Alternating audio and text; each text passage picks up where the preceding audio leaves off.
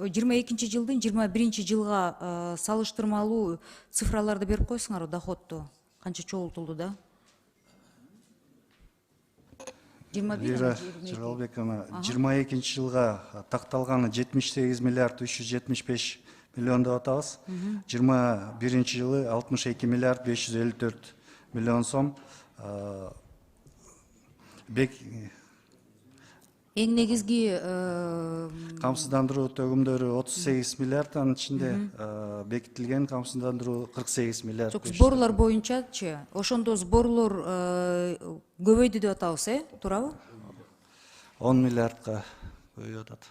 10 миллиард в основном за счет увеличения заработных плат бюджетников көбөйдү. Да, бюджетникам, муниципальным работникам. Тиги хозяйствующий субъект, индивидуальный предпринимательдерди в разрезе 21-22 канча болду? Сборлорду айтсаңыз. Элбек Жыргалбековна, уруксат бересизби? 21 анан 22 салыштырмалуу. 22 жылы 48 миллиард 545 миллион жалпы камсыздандыруу төлөмдөрү түшөт деп атабыз. Азыр такталган бюджетти алып келдик. Биз 10 миллиард росту 38-21 болгондо факт. 10 миллиардтын росту кайсынын эсебинен болот деп атабыз биз. Хоз субъектилерден 1 миллиард 777 миллионго көп түшөт деп атабыз. Жок, мен именно эң негизгиси бул бюджеттеги бюджетный армиянын акылары көбөйдү, туурабы? Азыр айтып келатам. Основное увеличение ошол. Мага именно в разрезе сельского хозяйства, в разрезе хозобъектов, анан госслужбаныкы 21-22 салыштырмалуу айтсаңыз. 10 миллиард 188 миллион рост болуп атат, 1 миллиард 777 хоз субъектиден, 8 миллиард 119 бюджетный организациядан, фермерский крестьянский хозяйстводан 18 миллион, индивидуальный предпринимательдерден 272 миллион. Рост бул чисто. Ошондо 21 менен 22де бюджетниктерден келген каражат канча болуп атат? 8 миллиард 188 ашыгы. Жок, 21 менен сравнение. 23 миллиард 220 миллион түшүп атат 22 жылы бюджетниктерден. 21 жылы 15 миллиард 101 түшүп атат. Вот как раз эки эсе акы көбөйдү. Ошондо эки эсе, ну практически да полтора раза ушундай көбөйүптүр да. А сельский хозяйствода айыл чарба жаатында кандай болуп атат? Фермер крестьянский хозяйствода 245 миллион 21 жылы жыйналган. 22 жылы прогноз боюнча 263 миллион жыйнайбыз деп атабыз. Так, и рост 18 миллион. Всего лишь. Да. Так, и индивидуальныйды, фермер, сельскийди бир айттыңызбы? Жок, индивидуальныйларды айтып бердим. Так, сельский, сиз сельскийди айттыңыз да, айыл чарба дедиңиз да. Азыр индивидуальный айтып берейин. Давайте. 21 жылы индивидуальный предпринимательдерден 1 миллиард 295 миллион түшкөн. 95, так.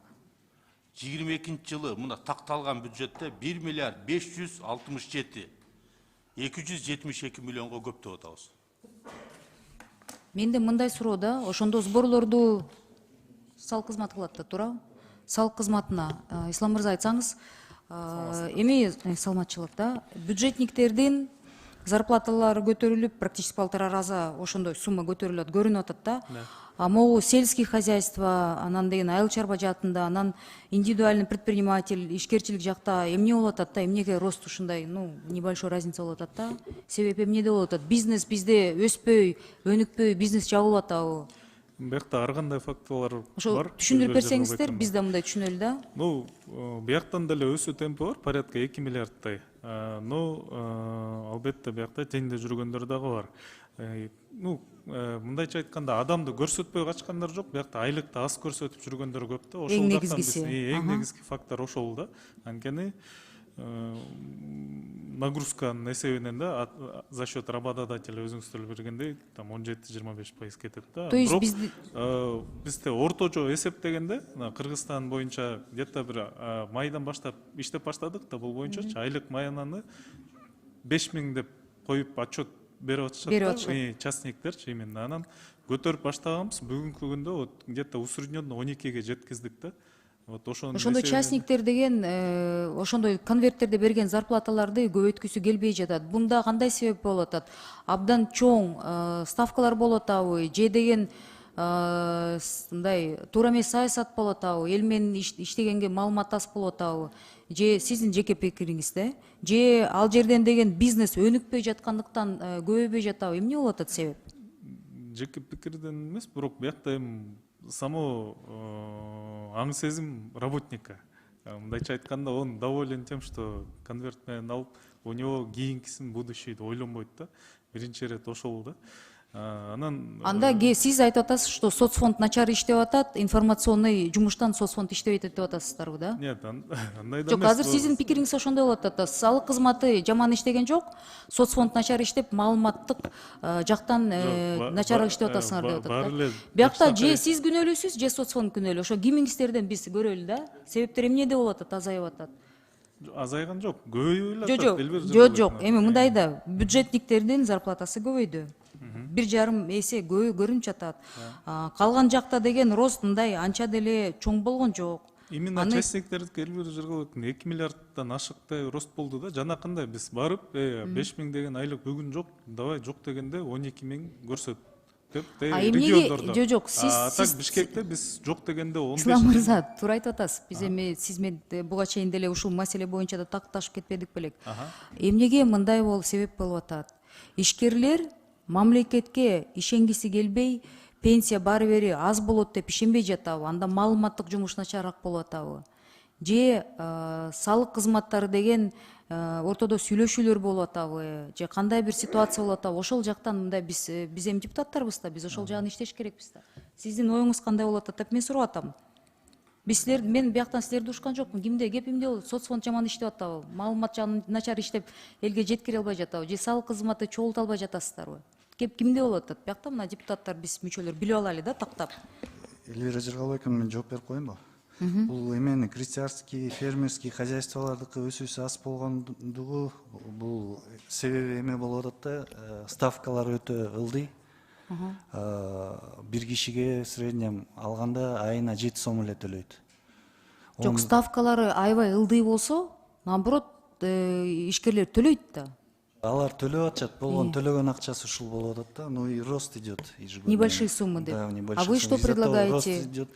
А мы сейчас вот ушундай болот да, Эльвира Жыргалбековна, ушул проблема болуп атат да. Он за всю жизнь платит всего 3-4 тысячи сомов максимум. А пенсия келгенде, чоң пенсия келгенде в пенсияны среднем где-то 2,5 миң сом болот. Он получается то, что за 25 лет за всю жизнь платит, он за месяц получает эту сумму, да.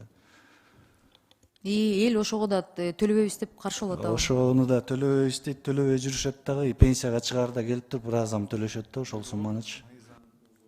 Бирок мыйзам долбоорун киргизип атабыз, Эльвира Жыргалбековна. Бул жерде мыйзам долбоорунда добровольный уплата деп атабыз. Канчалык көп төлөсөң, ошончалык көп аласың деген азыр. Пени штрафтарды алып койгонсуңар. Жок да? Жок. Төлөйм десе келип добровольно деп. Теңизбек Жусупбекович дагы кошкойсузбу? Эльвира Жыргалбековна, уруксат берсеңиз, мына 94-жылы жер реформасы болгон. Ошондо биздин жерлерди элдерге 1 миллиондон ашык гектар жерди жер үлүшкө бөлүп берген. Ошондо баягы сугат жерди алган, багаран алган, сенокос, многолетные насаждения, ошол жерлерди түрлөрү бар бөлүп алганда, эми эгерде ошол бөлүп земельный доляга берилген жерлердин бардыгын ошол биздин страховой взностун налоговой земельный налог менен облагать етсек, по всей республике год выходит 249 миллионов. Год. Это цена вопроса 249 миллионов. Вот. Ал бардык жерди таркатканды бардыгын. Поэтому здесь налоговики собирают 269 миллионов, учитывая старые долги. Задолженностерди, да? Да. Урматтуу жетекчилер, дагы бир нерсе, мага эми кызыктай бир кайрылуу келди. Мен аны сиздерге да бияка да жөнөтүп коем. Мен караван торговый центр ачылгандан бери иштеп, андан кийин мамлекетке өтүп кетти. Анан эл арасында түшүнүккө мен аябай таң калдым да.